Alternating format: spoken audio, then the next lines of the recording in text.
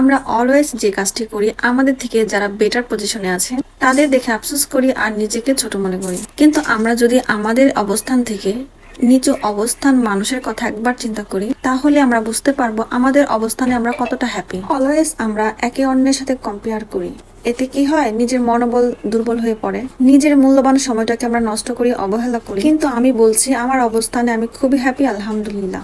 Hello everyone, আসসালামু আলাইকুম। This is miss Sania from Sania's blog. সকালের নাস্তা বানানো থেকে শুরু করে দুপুরের খাবার, বাহিরে ঘুরতে যাওয়া সব থাকছে এই ব্লগে। আশা করছি ভিডিওটি শেষ পর্যন্ত দেখবে। এই তো সকালে যে কাজটি থাকে, প্রথমে রান্নাঘরে চলে এসেছি নাস্তা বানানোর জন্য। যে জিনিসটা ছাড়া আমার সারাটা দিন একদমই চলে না, সারাটা দিন কাজের এনার্জি পাই। গাইস, তোমরা বুঝতেই পেরেছো আমি দুধ চায়ের কথা বলতেছি। আমার মতো এমন আর কে কে আছো দুধ চা পছন্দ করো? ঝটপট কমেন্ট করে ফেলো। চা একটি প্যানে বসিয়ে দিয়ে আমি ময়দা দিয়ে কাই বানিয়েছি। এখন আমি রুটি করব। আমার নিজের জন্য আমি রুটি করি, বাট বাচ্চাদের জন্য আমি পরোটা করি। ওরা পরোটা ভীষণ পছন্দ করে। বন্ধুরা, তোমরা হয়তো জানো না, আমি কিছুদিন আগ পর্যন্ত একটা ডিম কিভাবে ভাজে, ভাত কিভাবে রান্না করে একদমই জানতাম না। কিন্তু কথায় আছে না, প্র্যাকটিস মেক্স ম্যান পারফেক্ট। অল্প অল্প করে সংসার গুছিয়ে টুকটাক রান্নাবান্না শিখে কিন্তু আমি আস্তে আস্তে পারফেক্ট গৃহিণী হয়ে উঠছি। ম্যাক্সিমাম রান্নাবান্না এখন আমি করতে পারি। সবই ছিল আমার চেষ্টা আর সংসারের প্রতি ভালোবাসা। তোমরা হয়তো অনেকেই জানো, ফেসবুক, ইউটিউব আমাদের বড় একটা প্ল্যাটফর্ম এনে দিয়েছে। যাদের বাহিরে কাজ করতে প্রবলেম হয়, ইনফ্যাক্ট ফ্যামিলি সাপোর্ট করে না, তারা কিন্তু ঘরে বসে মাসে মাসে টাকা ইনকাম করতে পারবে। নিজের ক্রিয়েটিভ মাইন্ডকে এক্সপ্লোর করতে হবে। যে কাজের প্রতি তোমার বেশি আগ্রহ সেটার উপর ফোকাস করো। বন্ধুরা, তোমরা হয়তো জানো আমিও কিন্তু মাস্টার্স কমপ্লিট করেছি, বাট বাইরে গিয়ে জব করা আমার পক্ষে পসিবল না। 5-6 বছরের পাশাপাশি 2টা বাচ্চা আমার আছে, যার কারণে ব্যালেন্স করতে পারি না। এই জন্য আমি ইউটিউব চ্যানেল, ফেসবুক পেজ নিয়ে কাজ করছি। ইনশাল্লাহ তোমাদের সাপোর্ট, ভালোবাসা এবং দোয়ায় ইনশাল্লাহ আমি সফল হব। প্রতি মাসে ফেসবুক পেজ বা ইউটিউব চ্যানেল থেকে যদি হাত খরচের জন্য কিছু টাকা হাতে আসে তাহলে অবশ্যই ভালো লাগবে। এই জন্য Facebook policy, YouTube policy, rules regulation মেনে কাজ করতে হবে। তার জন্য অনেকটা ধৈর্য এবং চেষ্টার দরকার। একদিন, সপ্তাহ বা মাসে তো এটা পসিবল না। আস্তে আস্তে ধীরে ধীরে কাজ শিখতে হবে, বুঝতে হবে। দেন রেগুলার নিয়ম মেনে ভিডিও আপলোড করতে হবে। অবশ্যই নিজের ফ্যামিলি, বাচ্চা কাচ্চাকে প্রায়োরিটি দিয়ে, আদারওয়াইজ কোনো কাজে আপনি সফল হতে পারবেন না। এনিওয়েজ গাইস, তোমাদের সাথে আড্ডা দিতে দিতে আমার কিন্তু নাস্তা বানানো প্রায় কমপ্লিট। এদিকে আমি কিন্তু পরোটা বানিয়ে নিয়েছি, দুধ চাও আমার কমপ্লিট। এখন আমি 2টা ডিম ভেজে নিচ্ছি। আমি দুধ চা পরোটা দিয়ে খাবো, বাট আমার ছেলেরা বায়না করছে আম্মু আমি ডিম দিয়ে পরোটা খাবো। তো ওদের ভাবনা মাথায় রেখে আমি ডিম ভাজতেছি। অ্যাকচুয়ালি সকালে লেট হয়েছিল, যার কারণে খুব তাড়াহুড়া ছিল। তাড়াহুড়া করে কাজ করলে কোনো কাজে ভালো হয় না। আমার ডিম ভাজার নমুনা দেখে তোমরা হয়তো বুঝতে পেরেছো, ডিমটা আমি একদম ভেঙে ফেলেছি।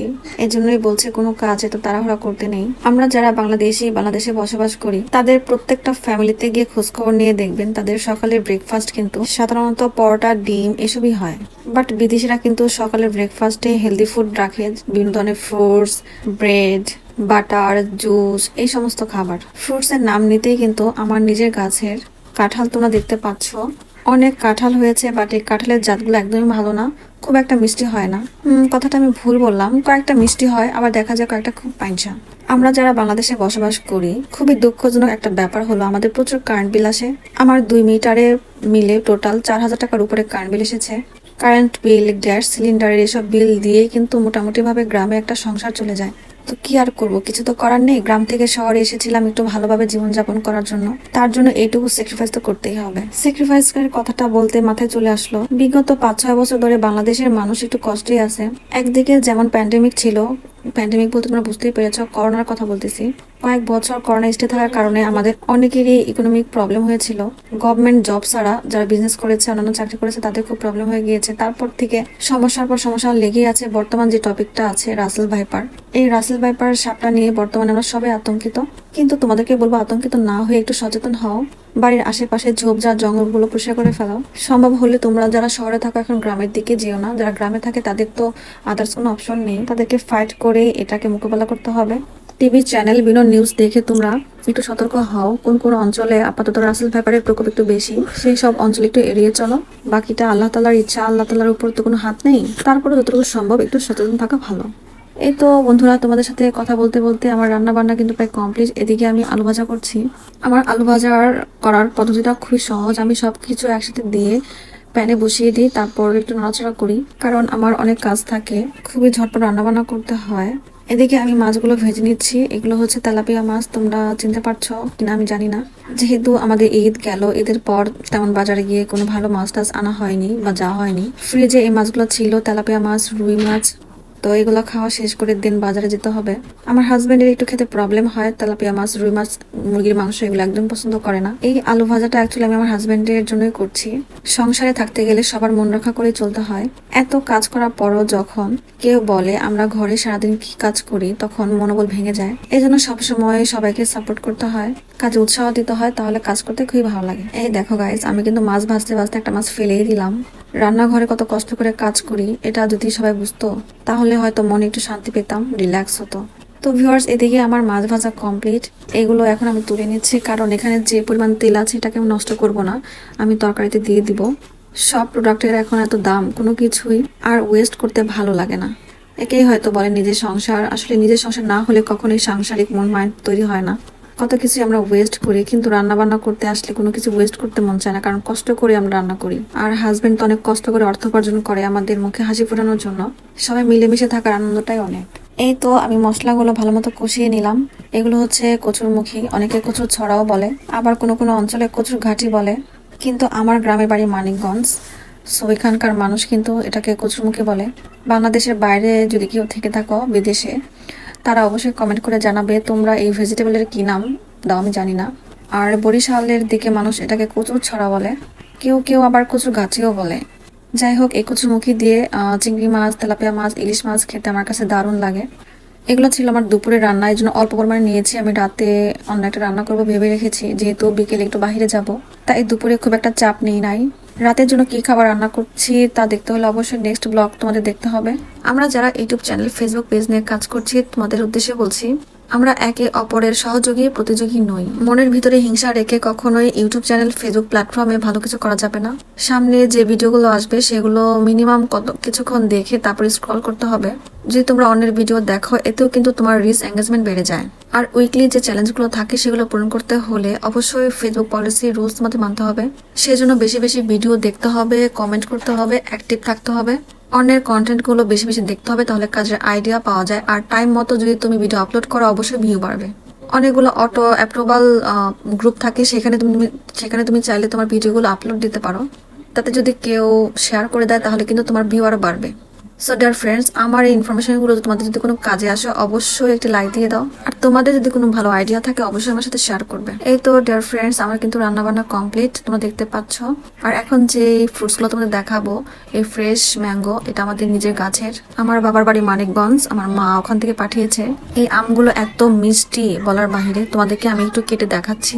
দেখতে যেমন ফ্রেশ, খেতেও কিন্তু একদম দারুণ, একদম ফরমালিন মুক্ত, তৃপ্তি করে খাওয়া যাবে। তোমরা দেখো, একদমই সুন্দর একটা কালার। যতই আমরা বাজার থেকে কিনে খাই, এর চেয়ে ভালো টেস্ট আর হতেই পারে না। যেহেতু আমার সব কাজ কমপ্লিট, একটু চা খেয়ে নিচ্ছি, কারণ হচ্ছে চা খেলে আমার কাছে একদম ফ্রেশ লাগে।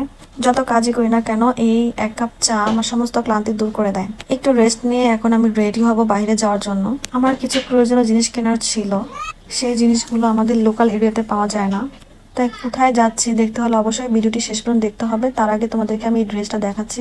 এই ড্রেসটা একদমই সিম্পল, সুতি, খুব কম দামি, একদম সস্তার একটা ড্রেস। এই গরমের জন্য একদম পারফেক্ট, খুবই সফট। এই জামাটা দেখে আমার মনে হচ্ছিল আমি খুবই কমফোর্ট ফিল করব। কালারটাও কিন্তু একদম সুন্দর। এই দেখো, আমি পরে আসছি।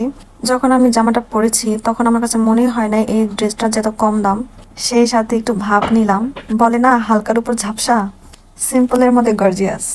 সো ডিয়ার ফ্রেন্ডস, তোমরা অবশ্যই কমেন্ট করে জানাবে আমার এই গেটআপটা কেমন লেগেছে তোমাদের কাছে। ছোটবেলা থেকে আমার ফ্যাশনের দিকে একটু মনোযোগ ছিল, সেখান থেকে এই সস্তার জামাটাকে আমি ভালো একটা লুক দিলাম। একটু ফটোশুট করে দেন আমি রিক্সা নিয়ে বেরিয়ে গেলাম। খুবই ওয়েদারটা ভালো লেগেছিল আমার কাছে, তাই তোমাদেরকে একটু দেখিয়ে দিচ্ছি। ঈদের পর রাস্তাঘাটও একদম ফাঁকা, এখনো ভিড় হয় নাই। তোমরা দেখো, পর্যটন চলে এসেছে, আমি আশেপাশটাও কিন্তু খুব একটা ভিড় ছিল না। এখন আমি হাঁটতে হাঁটতে ভিতরের দিকে চলে যাচ্ছি, কারণ সন্ধ্যার আগে আমাকে আবার বাসায় ফিরতে হবে। আমার 2 ছেলে বাসায় একা, ওদেরকে এসে আবার সন্ধ্যার নাস্তা বানিয়ে দিতে হবে, তাই একটু ঝটপট কাজ করার চেষ্টা করতেছি। ঢুকতে এই জিনিসটা আমি আটকে গেছি, মানে এই মিররটা আমার কাছে খুবই পছন্দ হয়েছে। এর সর্বনিম্ন প্রাইস হচ্ছে 2500। আর এই দোলনাগুলো আমার কাছে খুবই ভালো লাগে। অনলাইনে আমি মাঝে মধ্যেই দেখি, বাট আমার রুমের স্পেস এত কম, তাই নিতে পারি না। বাট ইচ্ছা আছে আমার রুমে একটু ফাঁকা করে আমি এরকম একটা দোলনা নিয়ে যাব। সো স্কাই কালারের এই দোলনাটার দাম হচ্ছে 4,500 টাকা। 4,000 টাকা লাস্ট নিতে পারবো। আর এই পাশেটা ছিল 3,000 টাকা। এটাই লোয়েস্ট প্রাইস আমাকে বলে দিয়েছে। আর এই লাইটগুলো আমার কাছে ভালো লাগে, এর আগে আমি ইউজ করেছি। তোমরা হয়তো ভাবছো এই প্লেসটা কোথায়। এটা হচ্ছে সাভার নবীনগর বাস স্ট্যান্ডের অপোজিটে বাংলাদেশের মৃৎশিল্প ও কুটির শিল্প পর্যটন কেন্দ্র। এখানে কসমেটিক্স থেকে শুরু করে বাচ্চাদের খেলনা, ঘর সাজানোর হরেক রকম জিনিস, একদমই নিউ ট্রেন্ডি জিনিস এখানে পাওয়া যায়। কসমেটিক্স গুলাও কিন্তু একদম ট্রেন্ডি, আর প্রাইসও কিন্তু রিজনেবলের মধ্যে। এখানে কিন্তু অ্যাকোরিয়ামও আছে। এছাড়াও যে জিনিসটা সবচেয়ে ভালো লাগে সেটি হলো মাটির জিনিসপত্র। সো তোমরা কসমেটিক্স গুলো একটু দেখে নাও। এই জিনিসগুলো আমার কাছে খুবই ভালো লাগে। আর ঘর সাজানোর জন্য যে ফুল, ফ্লাওয়ার ভাস যা আছে সবকিছু এখানে পাবে। এখন আমি যাচ্ছি যে পাশে মাটির জিনিসপত্র রাখা আছে সেই দিকে। এই ব্যাগগুলো আমার কাছে ভালো লেগেছে। আর যা যা আছে ইনফ্যাক্ট সবকিছু আমার ভালো লাগে এখানকার। এই দেখো মাটির যত জিনিস আছে, একদম হাঁড়ি পাতিল, প্লেট, চায়ের কাপ, গ্লাস, ডিনার সেট, ঘর সাজানোর অনেক অনেক জিনিস। সেই সাথে মাটির ব্যাংকও এখানে আছে। করিডোরের ডোরবেল গুলো কিন্তু এখানে পাবে। তাই তোমাদেরকে আমি হালকার মধ্যে একটু ঝাপসা দেখিয়ে দিলাম, কারণ টাইম আমার কাছে শর্ট। এই চায়ের কাপ গুলো আমার কাছে খুব ভালো লাগে, তো আজকে আমি এখান থেকে চায়ের কাপ নিয়ে যাব।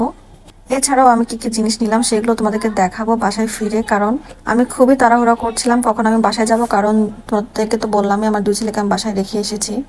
এই দেখো গাইস, আমি কিন্তু বাসায় অলরেডি চলেও এসেছি। তো এই জিনিসগুলো আমি ওখান থেকে নিয়ে এসেছি। এই কানের দুলগুলো আমার কাছে খুবই ভালো লাগে, তাই দুটো ড্রেসের সাথে ম্যাচিং করে আমি দুটো কানের দুল, কিছু চুলের পান্স ক্লিপ, ঝুঁটি, আরো কিছু জিনিস এনেছি, বাট সেগুলো প্যাকিং এখনো খোলা হয়নি। তাই যা সামনে ছিল তাই তোমাদেরকে দেখিয়ে দিলাম। অবশ্যই কমেন্ট করে জানাবে এই ইয়াররিং গুলো তোমাদের কাছে কেমন লেগেছে। আমার কাছে ভীষণ ভালো লেগেছে। ভিডিওর একদম শেষ প্রান্তে সবাই ভালো থাকবে। আল্লাহ হাফেজ।